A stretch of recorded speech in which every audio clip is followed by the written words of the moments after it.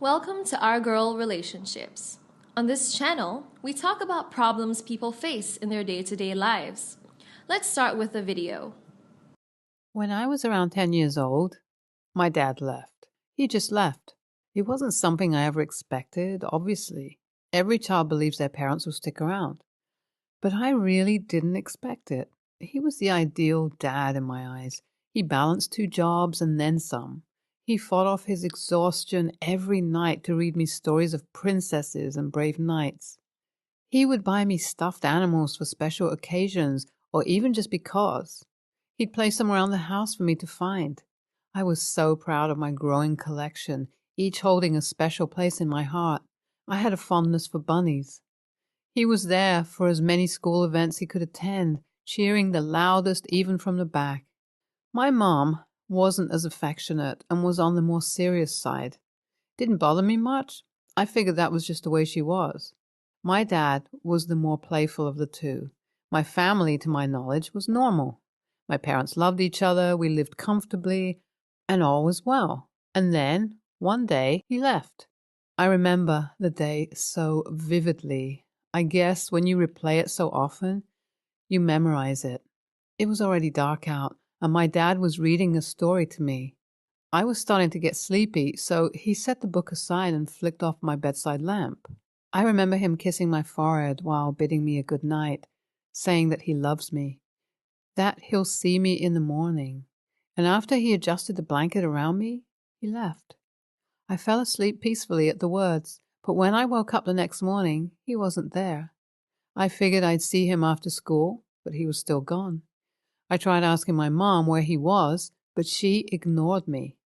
I felt very confused and scared until eventually she finally told me what had happened. He had left us. He had abandoned us. He didn't love us anymore. The words didn't quite register at first, but when they did, they hit me hard. The dad I thought of as my hero, the same person who would crack a joke to get me to stop crying, was gone. According to my mom, he had left on a walk and simply decided not to come back. I didn't understand, and I kept asking my mom why, over and over. But she only walked away and locked herself in her room. There weren't any jokes anymore, no smiles in the house. It was always gloomy. My mom isolated herself for days, and I had to care for myself. It was just for a little bit until she could get back on her feet. But that never happened. Even after she finally left her room, she was detached from everything.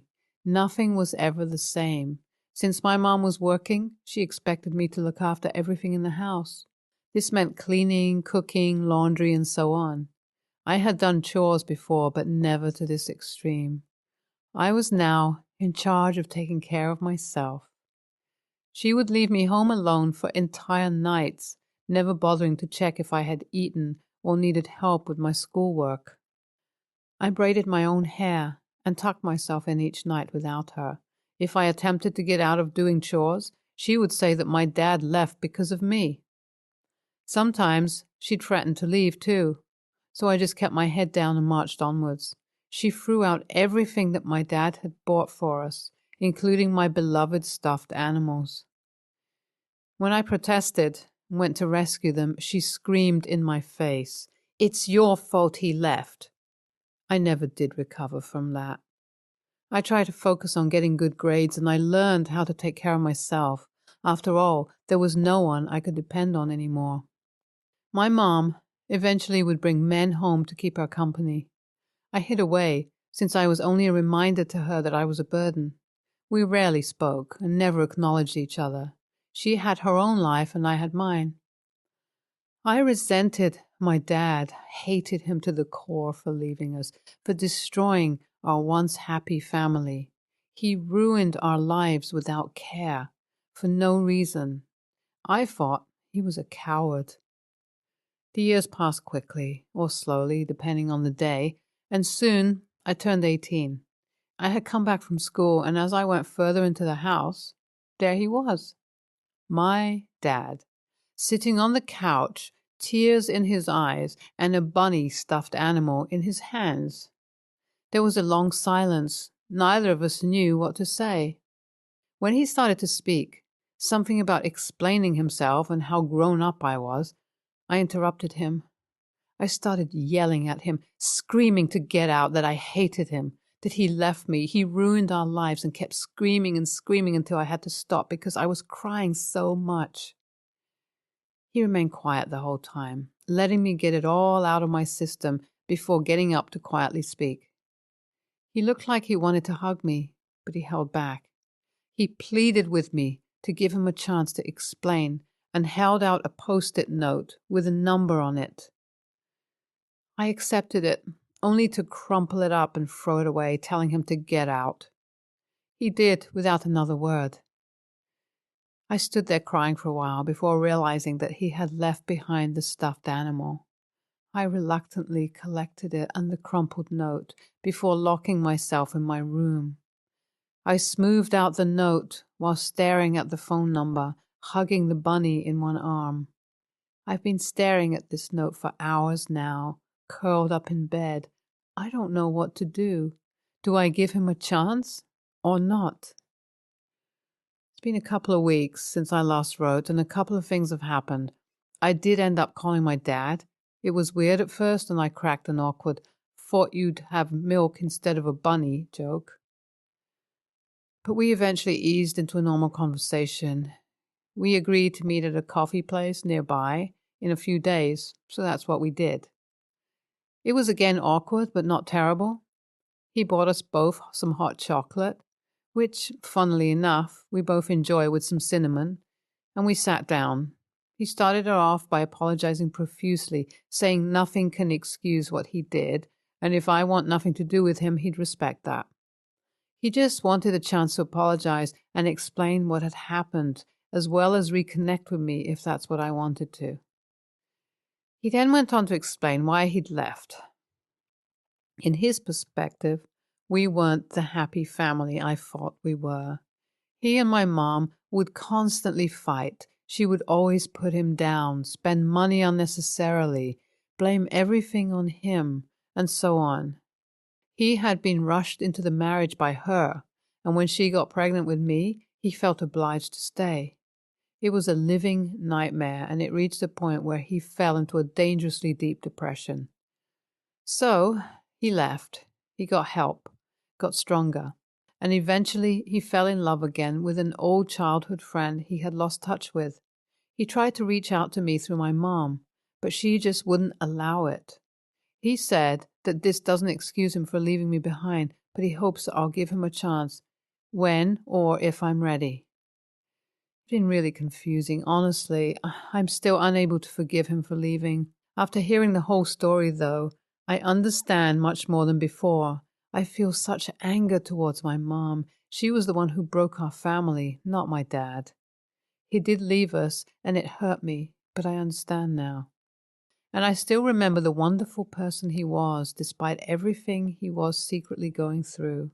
So maybe it's worth giving him a careful chance. So, it's been a year since I last updated this. Time flies. It's been a whirlwind of events, but I'll try to keep it simple. After I met with my dad at the coffee place, he invited me to visit his place sometime. I thought about it for a few days before agreeing. I met his girlfriend, let's call her S, who lives with him, and she is the bubbliest person I've ever met. She was very excited to meet me and was very sweet. They also have a dog called Pongo, who I adore.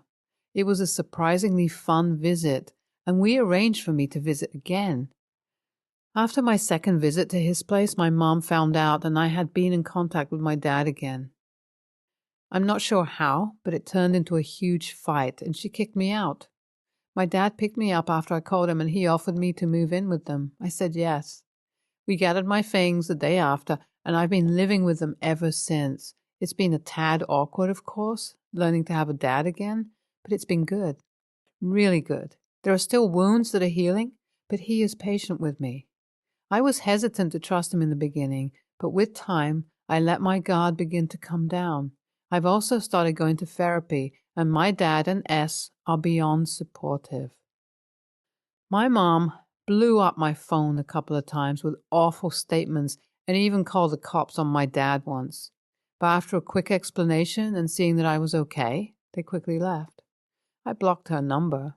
After everything she had done, I wanted nothing to do with her again. I graduated from high school, and my dad and S were there cheering for me all the way through. Honestly, I don't think I've ever smiled more widely than that moment. They took millions of photos, and my dad had one framed. It now resides proudly in the living room for all to see. He also got me a mega-sized bunny, stuffed animal, whom I religiously sleep with every night. It's not all perfect, though. I still have my bad days. I get depressed, angry, or think that I'll be left behind again. It's not sunshine and rainbows through and through.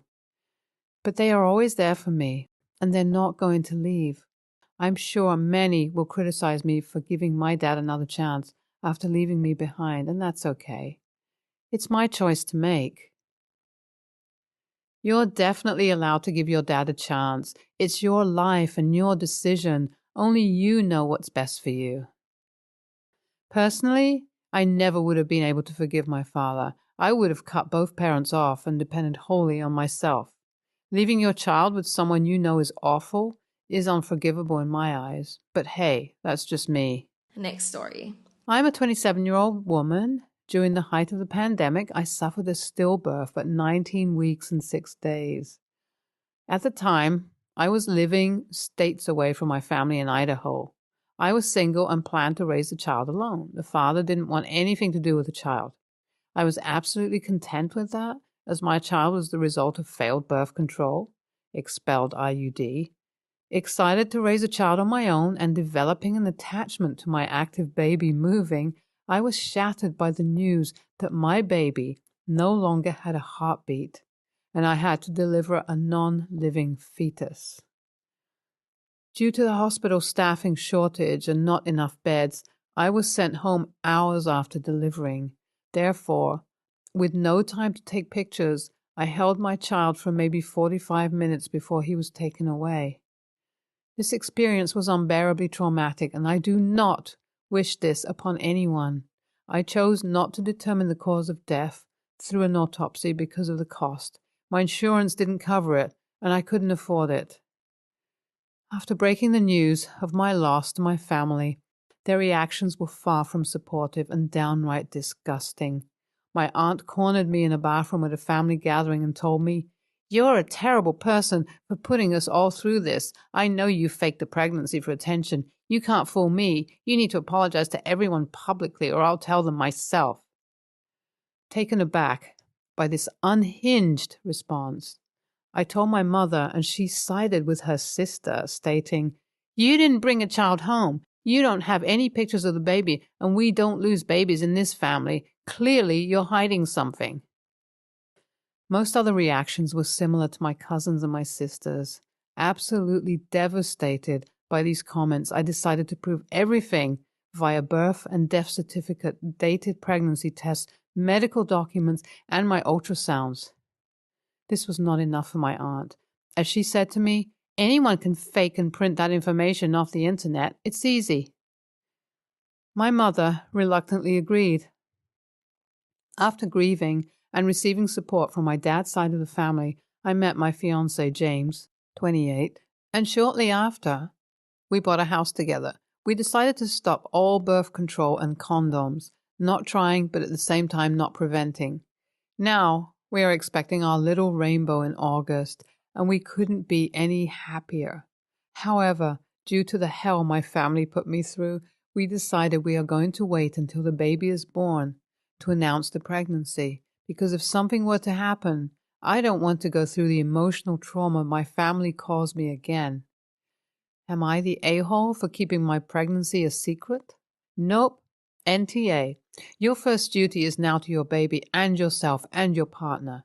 The rest can pound sand for insulting you so horribly.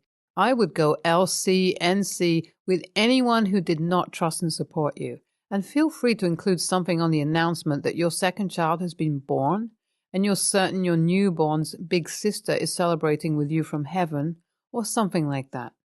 Don't let them sweep it under the rug. If you don't go NC, bring up this issue and beat it like a rented mule until you get an apology or you're ready for NC. For example, your mother wants your help with something. Tell her you're sure she made a mistake asking you.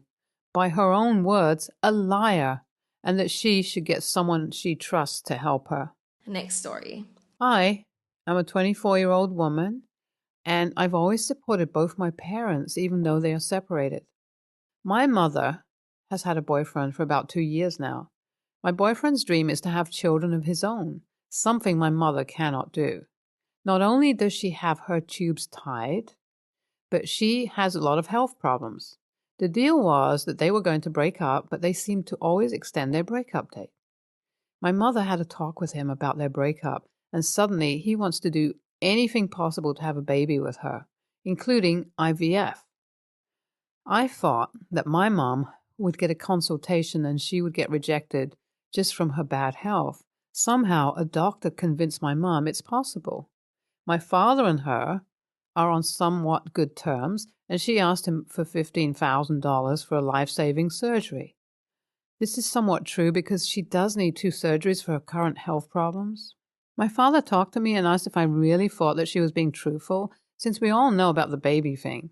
I told him I don't think that she would lie about something like that. My mother then came over and told me her plan of how to pay for IVF and how she would ask my dad for money. She told me this on Saturday. On Sunday, I met my dad again. He told me how worried he was about my mom and how he had the $15,000 cash ready for her. I tried convincing my mother to tell him the truth and to not do things like this. She got defensive and showed no signs of fessing up, so I sat my father down and told him. Since then, she told me how awful my father was to her and how she deserves to be happy. She was never cared for or loved, and she feels that he should pay for it. My father has done horrible things like cheating, but since they broke up, he's helped her a lot financially. I do not condone my father's actions, but something in my heart told me that this is wrong. My number one fear was her health. I decided to distance myself from her until she breaks up with her boyfriend. I told her I would still be there for her for anything. I still send her pictures of my granddaughter every other day and keep her updated. She is now saying how I don't care about her happiness and my ultimatum is too harsh. However, her relationship with her boyfriend has actually affected my little family in the past. We were all supposed to move in together after they broke up. He decided to stay last minute and I had to let go of an apartment. Let's just say I'm not comfortable with him being around my daughter. Since the whole baby thing began, he has made sexist comments about female babies. I think I may be the a-hole, but she has a timer on her. She's 45, and at 46, they don't use her eggs for IVF anymore. I'm not really sure. That's what she said. Anyway, she is turning 46 this month, and I may have ruined her only chance of ever conceiving a baby. I ruined her only chance of ever having a baby? But weren't you a baby? Do you not count? Don't put that on yourself. She's not desperate to have a baby. She's desperate to keep this man. A man that doesn't care one bit whether or not this is good for her health or not. Also, she lied to your dad to get $15,000. $15,000, that's fraud. You are NTA in this situation. You did good, kid.